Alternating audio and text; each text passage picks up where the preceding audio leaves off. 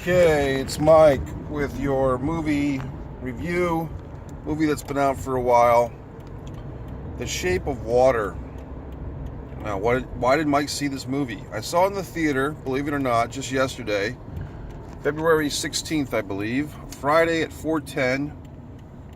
And the theater was quite nice. It was about 8 people in the film.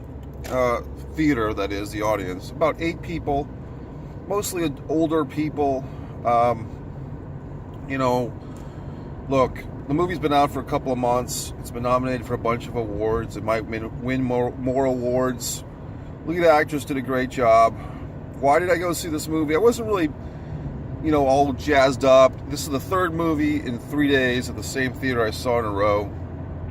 And I was there more or less as a kill time. It was raining, it's cold, it's New England.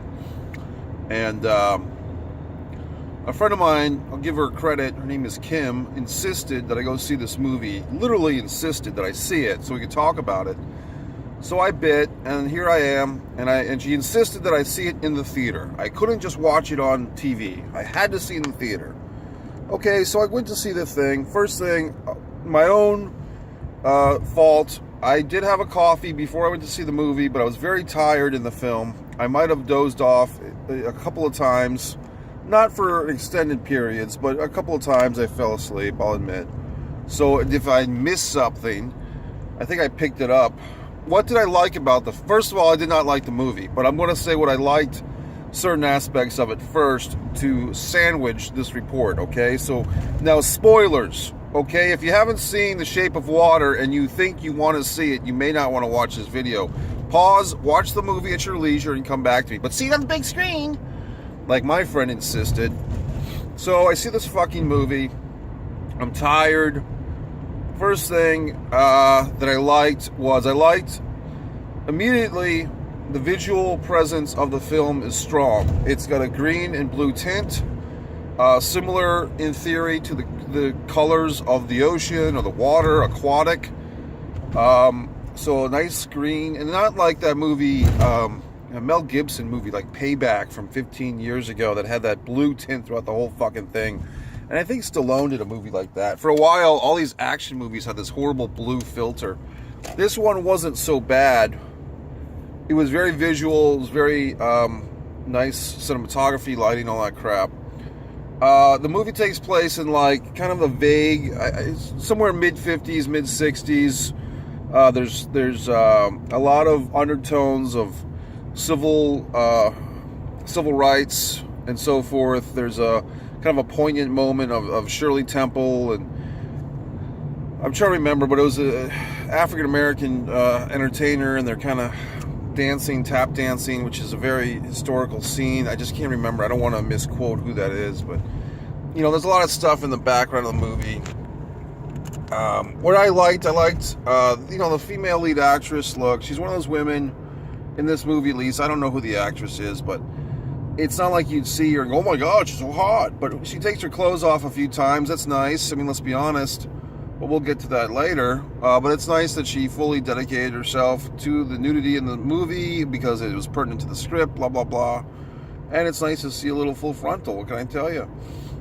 So, moving forth, I liked the time zone of the movie, that it was in the 1950s or 60s and the relevant issues, and kind of conspiracy theorists and buffs would like the fact that the idea that some type of spoiler creature, monster, fucking merman thing, or alien, whatever the fuck he is captivated or held captive by the Americans. That's very possible.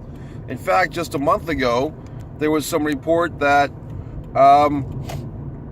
that some former government guy said that there was aliens floating around, all right? And that the government's known about it for years, but we've kept that a secret from the public. So that was good. Richard Jenkins, look, just a great actor, but he's always got kind of that nebbish guy thing. Here he plays a guy who's homosexual. Now we're going to segue into things I don't like. People put the whole finger on the liberal Hollywood or liberal this, liberal that. I would say that most of my, self views or views of the world are from, a similar liberal perspective, if you had to label it liberal or conservative. However, in this particular movie, I noticed a scene where if ever there was a case against, quote, liberal Hollywood, quote, it would be this scene. The homosexual character played by Jenkins has a crush on a guy who sells pies, Southern pies, puts his hand, and the guy, works in a little diner. He puts his hand on the guy's hand to make a pass at him, and the guy retracts angrily.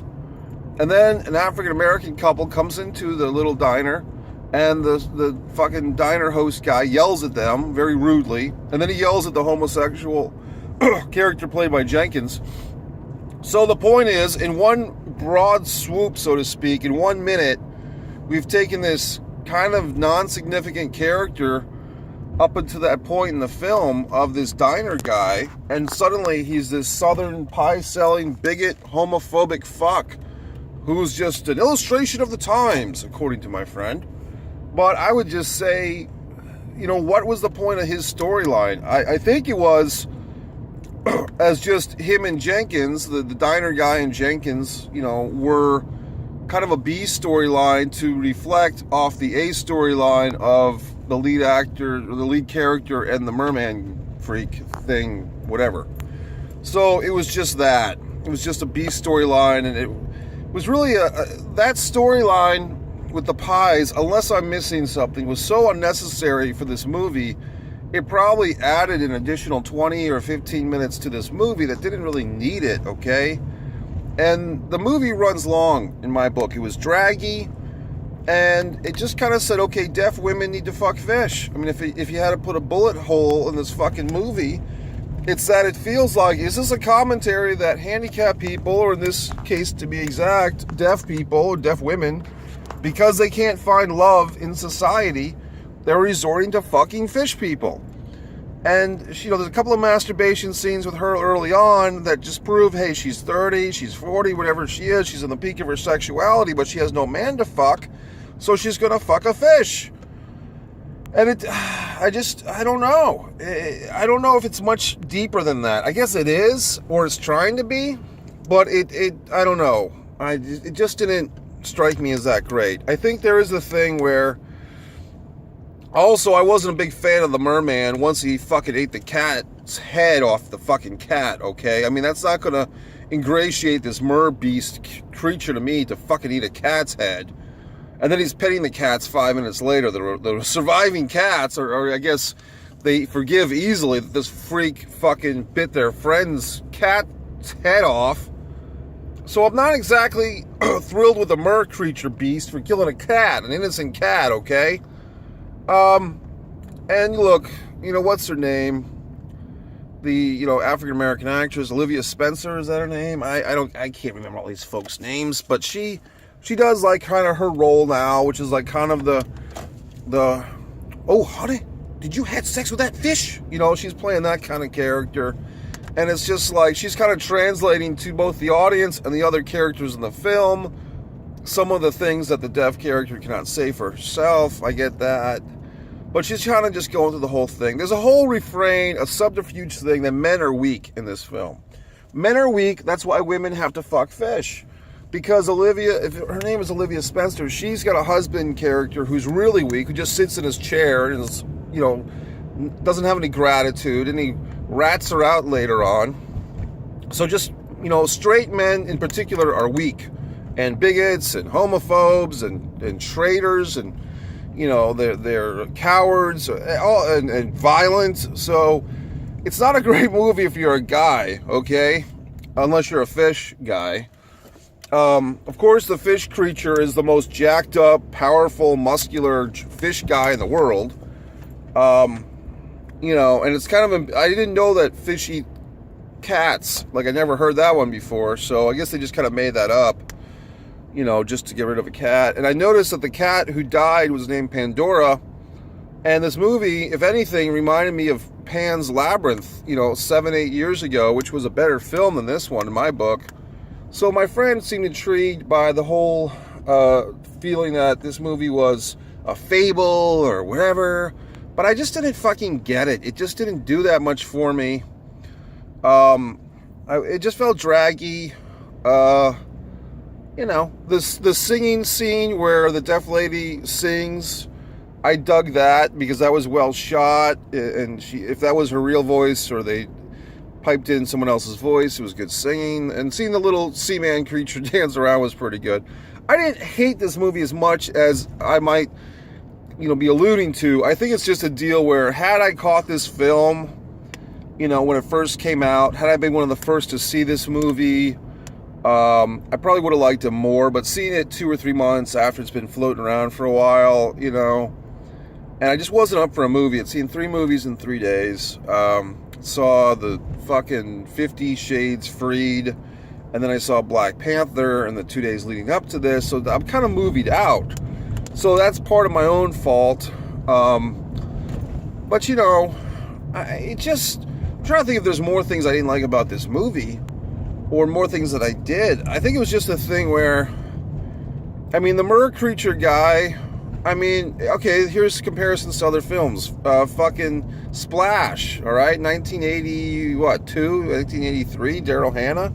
Daryl Hannah is a real actor, or a real actress at the time, gorgeous woman, and Tom Hanks, and that was kind of like what this movie wanted to be, I thought. Like, I think that if you have never seen Splash, see that movie before you compare it to this one. Or whatever the fuck. I think Splash accomplished all the things that this one did, just a lot better, with less special effects.